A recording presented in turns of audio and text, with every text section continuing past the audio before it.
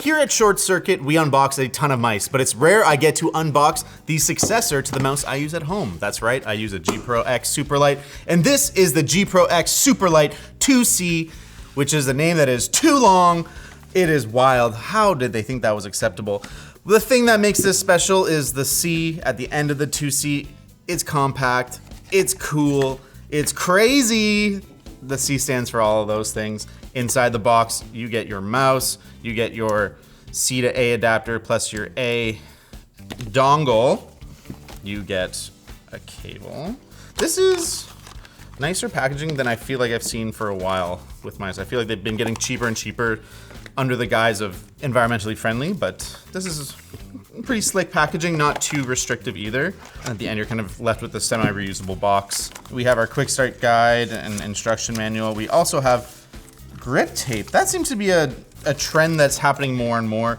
No extra skates, which actually I would prefer over the grip tape, but you do have a different bottom with glide skates on it because what's installed in the mouse is actually just an ad for an additional product that you don't have. This is stupid waste of money. Why would they include an extra disc that is just objectively worse than the one with the glide skates on it? That doesn't make any sense. Get it together, Logitech. Next we have what seems to be a 6-foot long, non-braided cable, just rubber. It's decent quality, but it is certainly not what I would hope to see in such a high-end product. It's fine, it's just a cable and you're probably not even gonna use it anyway. You probably already have a Type-C cable coming off your computer to your mouse to charge. You're fine. The grip tape has a sort of like rubberized leather sort of feel. I don't use it. I have fairly sweaty hands, but not so sweaty that I really need that in my life. I also find these get so grimy and gross on top of the normal grimy and grossness that mice get. So bye-bye. Here we go. This is what you need. In the box, we did it. And the star of the show, the mouse. At first glance, I would not blame you for not being able to tell the difference between a regular Superlight and this. They are basically the exact same shape, shrunk down, but not even shrunk down to a super high level where it's immediately obvious that it's a smaller mouse. Even in my hand, it's like, yeah, I was literally using a G Pro upstairs and this is smaller, but it's not that much smaller. What I will say is that I'm more naturally inclined to claw grip this size of mouse. Even with that subtle difference, it is a difference in grip. And really, with mice being the way they are, the shape of it is the biggest differentiating factor between all of the high-end mice, as well as price. And so this might be a good option for you if you've held the G Pro and you're like, gosh, just a little too big.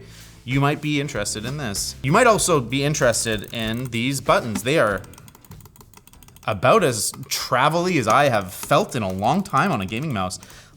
Every part of this button, it feels like it's like really moving, which could be good for you, could be bad for you, but that's really noticeable how much travel we got. This button experience is due in part to Logitech's proprietary Light Force switches, which seem to be a hybrid optical and mechanical switch, which they are not clear exactly what's going on there, and they don't tell you how many clicks it's rated for, which is a bit of a bummer in a world where we're getting like 80 million click switches. I expect this to probably be in the 10 to 20 million range because that's what they've had on previous mice.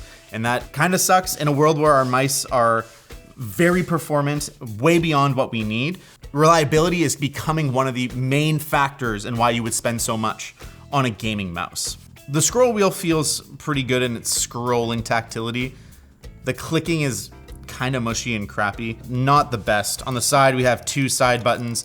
They're a lighter click than the top and a pretty consistent experience across the shape of them. If I was to claw grip this, what I'm finding immediately with the shape is that both the side buttons and especially the scroll wheel are really far forward. Like if you look at this in the top down, it feels like the scroll wheel should be a little further back based on at least where my fingers naturally land on this thing. Like, not a big deal, I can reach that, but it's like, it would be nice if I could just go here for my scroll wheel experience. So don't love the side buttons positions. What I do love is the amount of PTFE glide skates on the bottom. Look at that, that's like barely even a mouse. It's more glide skate than mouse, man. That's crazy. You could swap it out for the one without it. You would presumably save less than a gram. I don't see any reason not to use this if you don't have the power play puck. They keep things simple on the bottom with just a on-off switch, which means that there is no Bluetooth mode. It is just using a dongle with 2.4 gigahertz or a wired mode through the Type-C port on the front. It is fairly recessed in there. You might have struggles not using this Type-C cable, but it is a fairly chunky Type-C cable, so I think your experience should be fine. Other than that, and a little bit of branding on the side and top, it is a ridiculously simple looking mouse, and that is part of its success. It is a no-nonsense machine with a focus on getting the engineering right to have it be a very light experience. This is a 51-gram mouse without the dongle inside, which means that it's on the lighter end of gaming mice, but it is not on the cutting edge of high-end gaming mice in terms of weight. However, we're so far past the point of diminishing returns. If this is the shape that you are in love with or you're Logitech faithful, I think 51 grams is very sufficient. What you can also expect at the high end is an incredible sensor. We have the Hero 2 sensor, up to 44,000 DPI, 888 IPS, and 88 Gs of acceleration. This is far beyond what you need for your mouse to be good. Up to 95 hours of battery life, as well as an 8K hertz polling rate if you're into that kind of thing. And that's kind of it. And that's fine. Gaming mice don't have to have a ton of features to do what they do really well. You just want a good shape, good materials, reliability, solid sensor, and this has it. But does it have what it takes to be special? Let's find out after we tell you about our sponsor. UGREEN.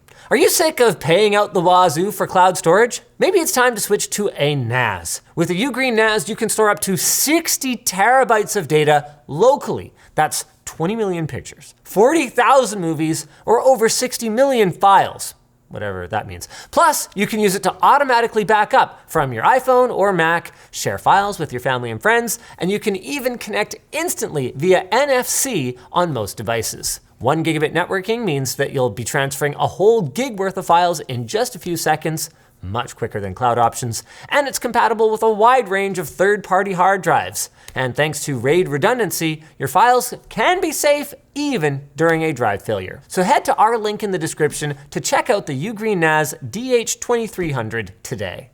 Excellent. Once we install the software, we can connect the mouse and configure it. We don't even have to plug it in directly. Big fan of that.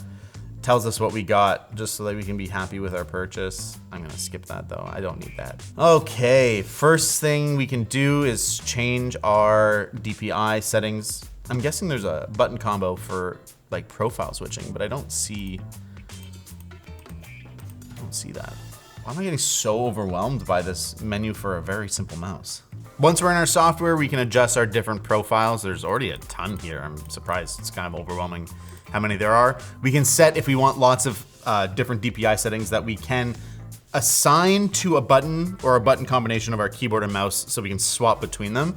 I will not be doing that. I wish to only use one slot and it will be 800. We can also change our wireless report rate up to 8,000 and our wired report rate up to 1,000.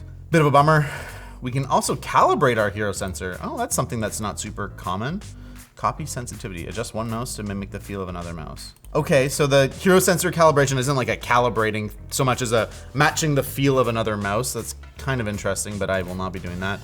You can also swap it to advanced mode, which basically gives you access to having different sensitivity on the Y and X axis, as well as your liftoff distance. And then we can like duplicate our presets, share our presets, you know, like you and the boys do on Facebook. You're like, check out my DPI settings.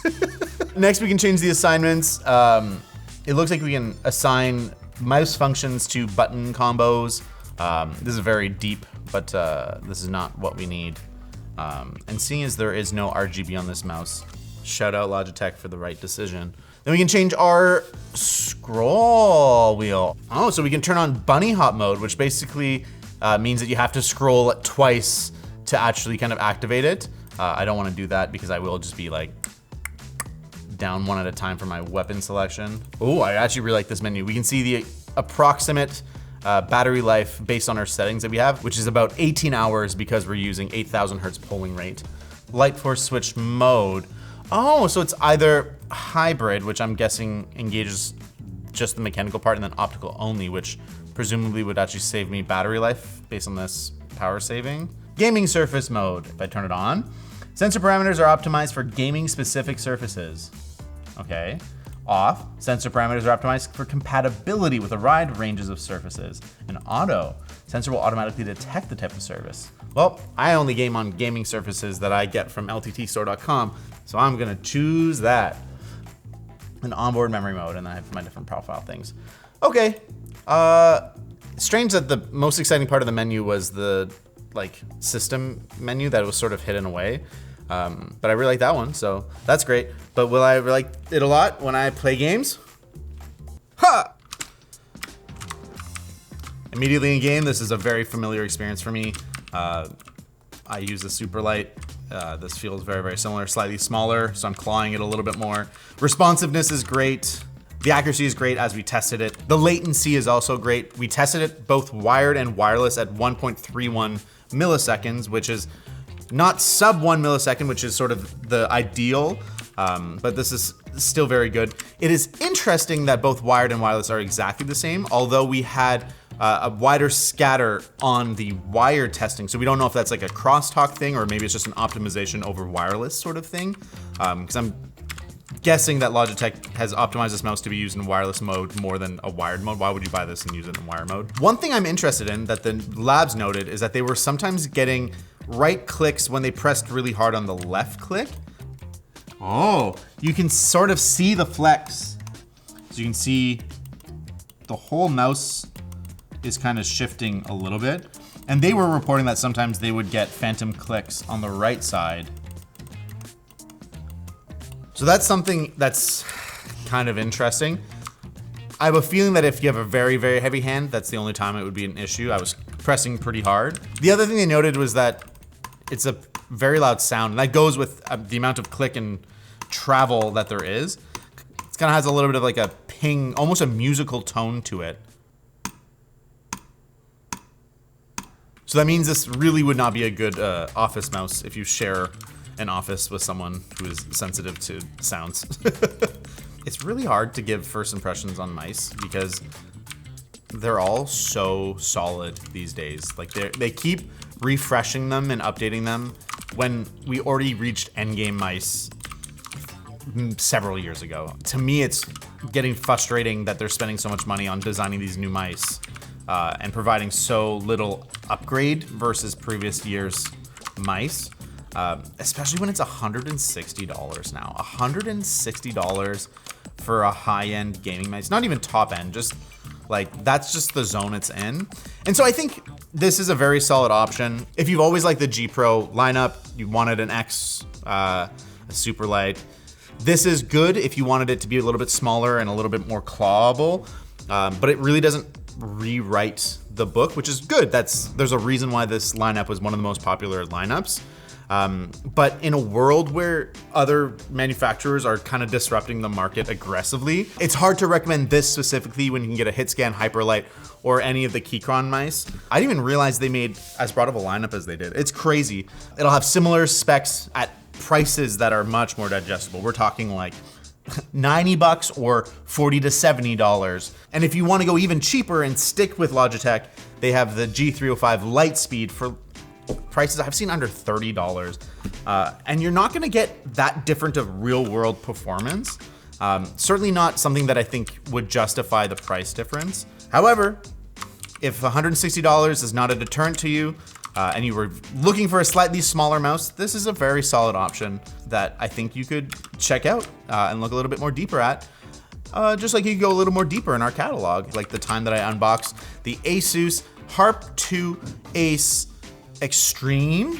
God, these names. What are they doing with these names? Keep it simple. Keep it simple, stupid.